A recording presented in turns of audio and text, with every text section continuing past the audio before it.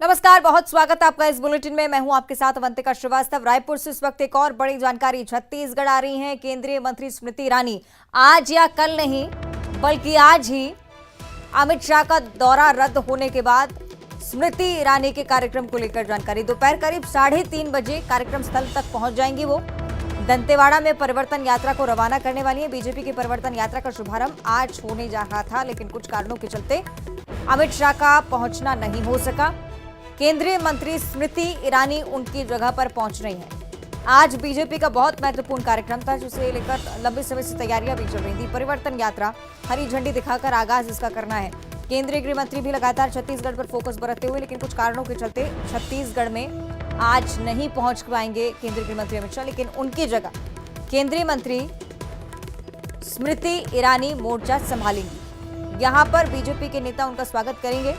दोपहर करीब 3:30 बजे का वक्त बताया गया है जब स्मृति ईरानी यहां पर पहुंचेंगी। परिवर्तन यात्रा का आगाज हो रहा है और इस आगाज के साथ ही हरी झंडी दिखाकर अलग अलग संभागों से होती हुई मां दंतेश्वरी के आशीर्वाद से, जिस तरह से बीजेपी नेता कह रहे हैं, इस यात्रा का आरंभ होगा। आज बहुत महत्वपूर्ण दिन था, लेकिन केंद्रीय गृह मंत्री अमित शाह यहां पर कुछ कारणों के चलते नहीं पहुंच सके। अब बड़ी खबर ये निकलकर सामने आ रही है कि केंद्रीय मंत्री स्मृति ईरानी जल्द ही यहां पर पहुंचने वाली हैं।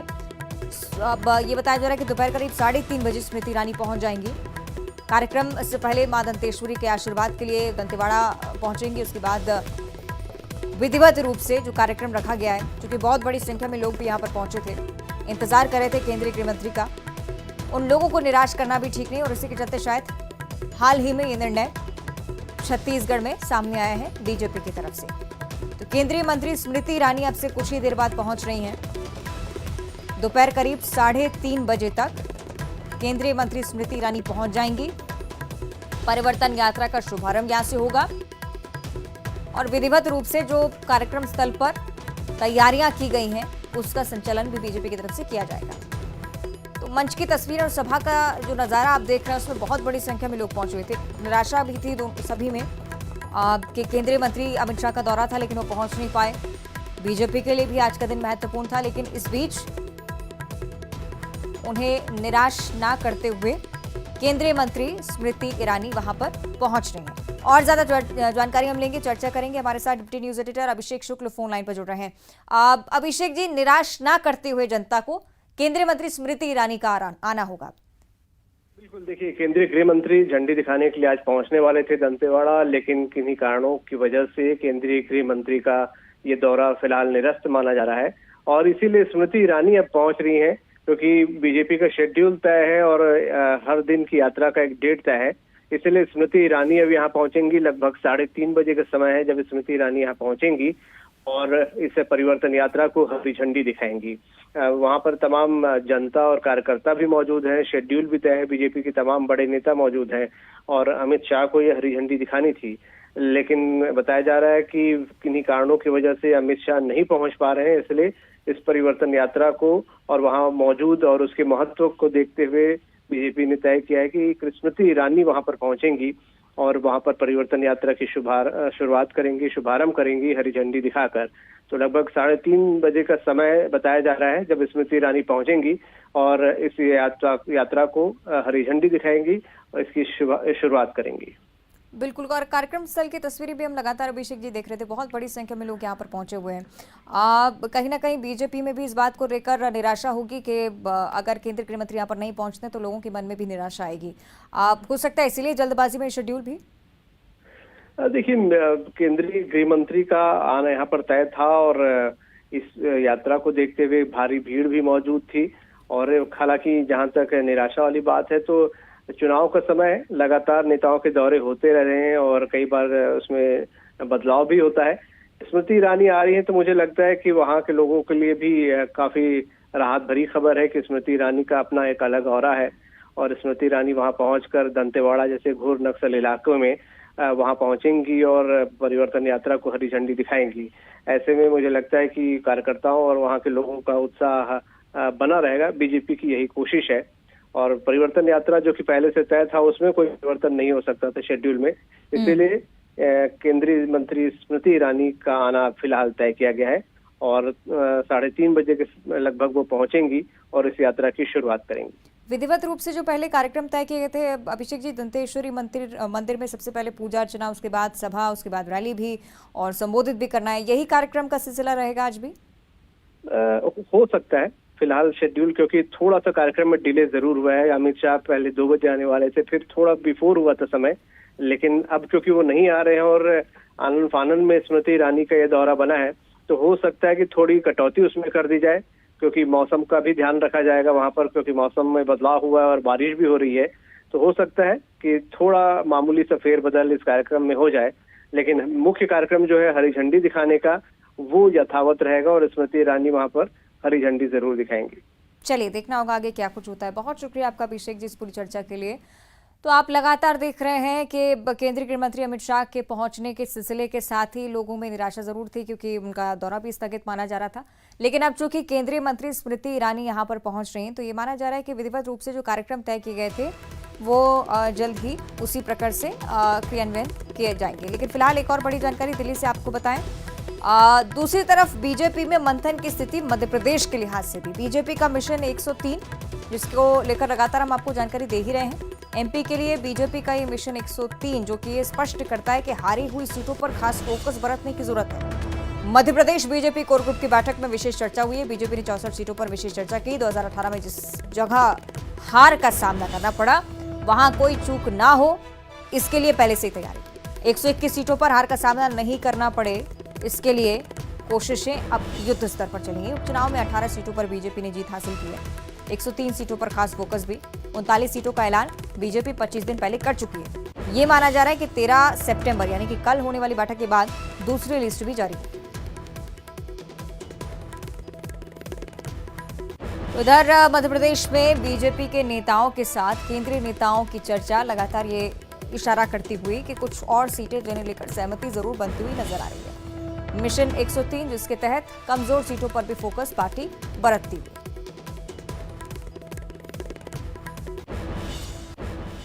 और इस बीच भोपाल से एक और बड़ी जानकारी। कांग्रेस का चुनाव को लेकर मंथन लगातार चला है।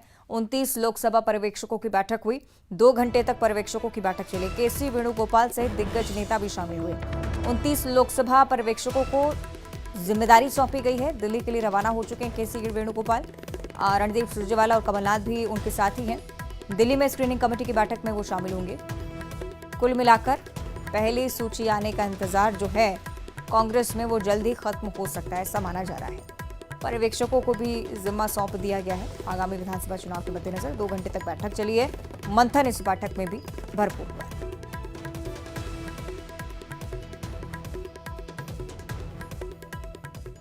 इंदौर से अगली बड़ी खबर, जहां अन्नपूर्णा थाना क्षेत्र में लोकमान्य नगर मेन रोड पर चोर शटर तोड़कर 2 दुकान में दाखिल हुए। उसके बाद दुकान में अंधेरा होने के चलते कागज उन्होंने जला लिए। उसके बाद उजाला किया।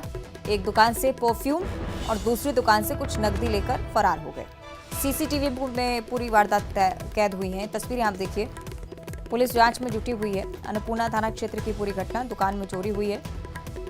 चोर शटर तोड़कर दुकान में पहले दाखिल होते हैं, अंधेरा होने के चलते कागज से उजाला करते हैं और फिर वहां पर रखा सामान नकदी सहित फरार हो जाते हैं।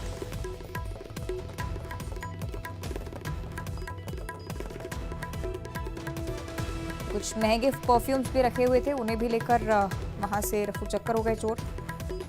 जितने भी पैसे इस दुकान में रखे हुए थे वो भी चोर अपने साथ लेकर फरार हो गए। ये सीसीटीवी फुटेज दिन में तस्वीरें कैद हुई हैं। पुलिस इस तस्वीर के आधार पर ही कार्रवाई में जुटी हुई है।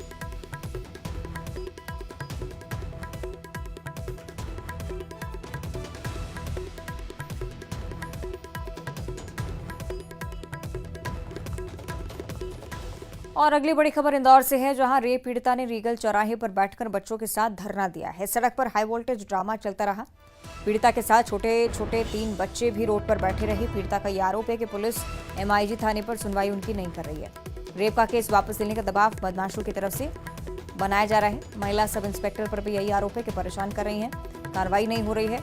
पूरे मामले को लेकर अधिकारियों ने अब संज्ञान लिया है। देखना होगा कि आगे क्या कुछ कार्रवाई होती है। लेकिन उससे पहले ये तस्वीरें भी आप देखिए।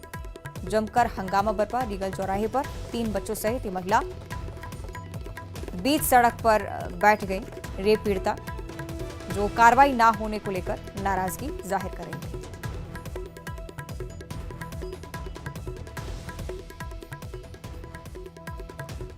अगली बड़ी खबर राजधानी भोपाल से है, जहां कुख्यात बदमाश मुख्तार मलिक के बेटे ने उत्पात मचाया है।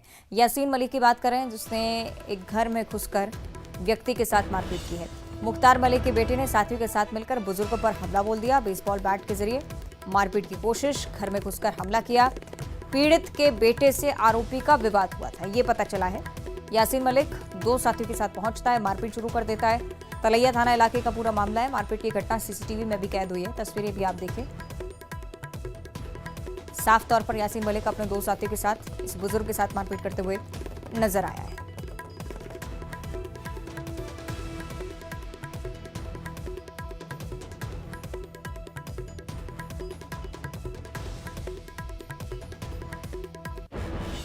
और अगली खबर सतना से है, जहां श्रद्धालुओं के साथ लाठी डंडों से मारपीट हुई है। प्रसाद विक्रेताओं से प्रसाद लेने को लेकर पूरा विवाद शुरू हुआ था। चित्रकूट थाना क्षेत्र के गौरीहार मंदिर के सामने की घटना है और इस विवाद के चलते ही श्रद्धालुओं के साथ मारपीट होना सामने आया है। सतना की ये तस्वीरें हम आपको दिखा रहे हैं। प्रसाद विक्रेताओं से प्रसाद लेने को लेकर जो विवाद हो रहा था, इतना बढ़ा कि लाठी डंडे लेकर लोग पहुंच गए, जमकर मारपीट की। और अब ये वीडियो सोशल मीडिया पर लगातार वायरल हो रहा है।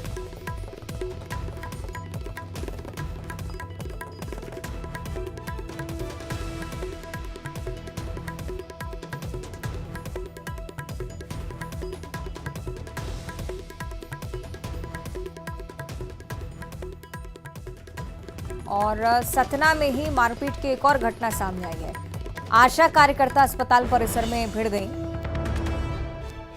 आपको बताएं कि मरीज को प्राइवेट अस्पताल ले जाने को लेकर पूरा विवाद शुरू हुआ था उनके बीच। निजी क्लिनिक और निजी नर्सिंग होम से कमीशन लेकर मरीज ट्रांसफर करने का आरोप दोनों पर था। मारपीट का वीडियो यहां पर भी वायरल हो रहा है। तो 2 बड़ी घटनाएं सतना से मारपीट को लेकर। ये तस्वीरें आप देखिए अस्पताल परिसर की भी, जब आशा कार्यकर्ताओं के बीच झड़प हो गई। ये देखिए 2 तस्वीरें आपकी टीवी स्क्रीन पर, सतना की ही दोनों तस्वीरें हैं। एक तरफ प्रसाद विक्रेताओं और ग्राहकों के बीच मारपीट, लाठी डंडे चल गए, और दूसरी तरफ अस्पताल परिसर का ये दृश्य, जिसमें आशा कार्यकर्ताएं आपस में भिड़ती हुई नजर आई हैं। प्राइवेट नर्सिंग होम ले जाने की बात चल रही थी मरीज को, विवाद हो गया दोनों के बीच। कमीशन के लिए दोनों झगड़ पड़ी। अस्पताल परिसर में मरीजों के सामने ही मारपीट शुरू कर दी।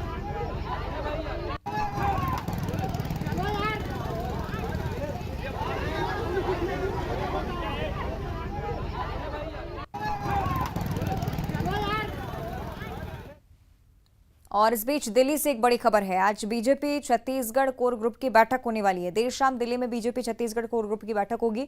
बैठक में छत्तीसगढ़ बीजेपी कोर ग्रुप के सभी नेता शामिल हो रहे हैं। कोर ग्रुप की बैठक में बीजेपी की दूसरी लिस्ट पर चर्चा हो सकती है, ये एक बड़ी जानकारी। कल मध्य प्रदेश की बैठक हुई, नेता मौजूद रहे तमाम बड़े प्रदेश के, और आज छत्तीसगढ़ बीजेपी के लिहाज से ये बैठक बहुत ज्यादा महत्वपूर्ण। छत्तीसगढ़ बीजेपी के प्रमुख नेता मौजूद रहेंगे। इससे पहले एक लिस्ट जारी हो चुकी है। ये माना जा रहा है कि सेकंड लिस्ट के लिए प्रत्याशियों के नामों पर मंथन होना है। इसी मंथन के लिए बैठक बुलाई गई है।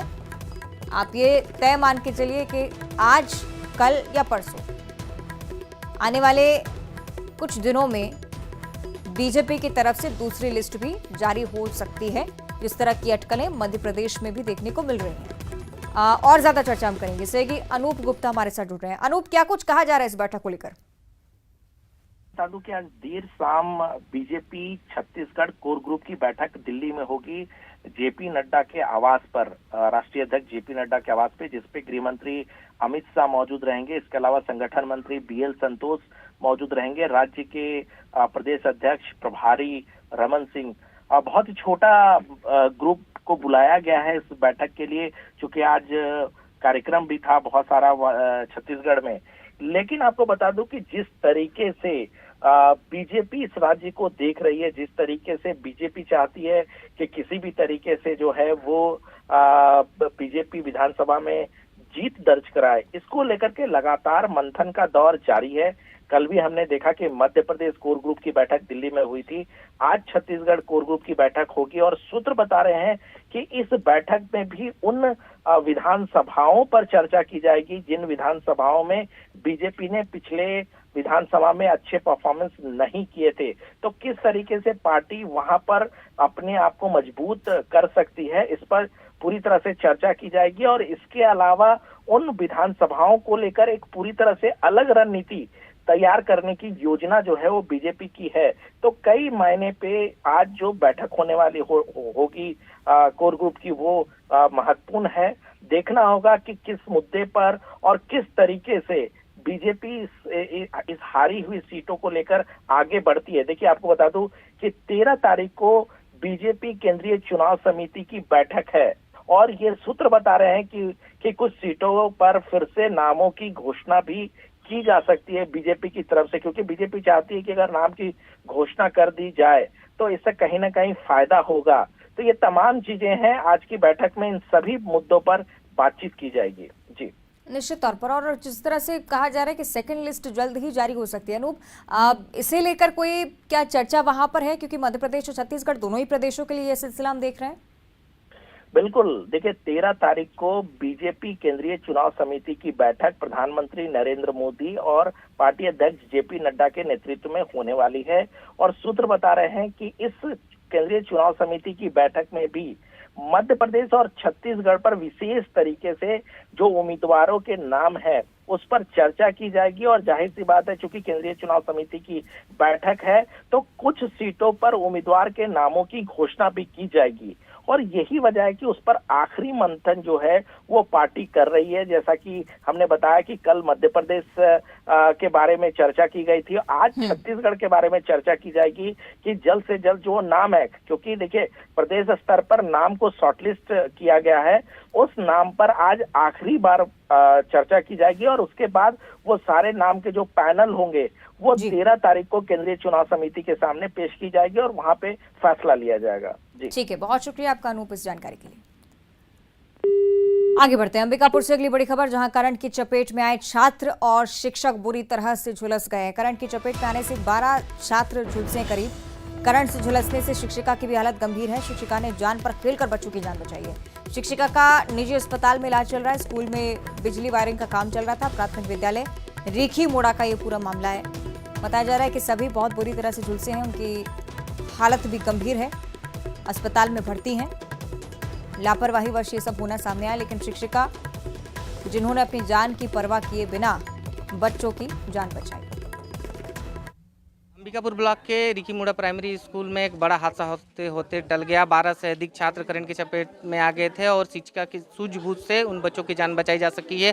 मैं दिखाना चाहूँगा कि कहाँ पर वो करंट कैसे हुआ था। ये मीटर है और मीटर के माध्यम से अंदर में जो यहाँ के स्कूल के शिक्षक थे वो बिजली जलाने के लिए, बल्ब जलाने के लिए लेके गए थे और यही वो दरवाज़ा है जहाँ पर वो शॉर्ट सर्किट हुआ और इसी दरवाजे पर चपक कर 12 से अधिक जो बच्चे थे यहाँ पे चपक गए थे। यहाँ मौजूद हैं अभिभावक जो काफ़ी आक्रोशित हैं। कैसे हुआ था हादसा, क्या जानकारी मिली थी आप लोगों को?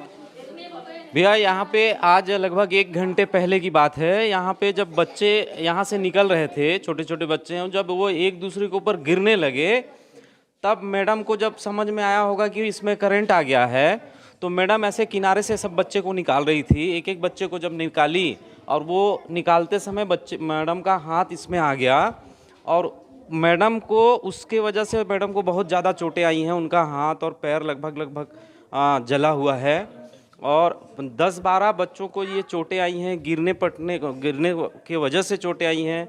6-7 बच्चों को हाथ वगैरह में करंट। और इसी के साथ बुलेटिन में इतना ही। देखते रहिए न्यूज़ 18।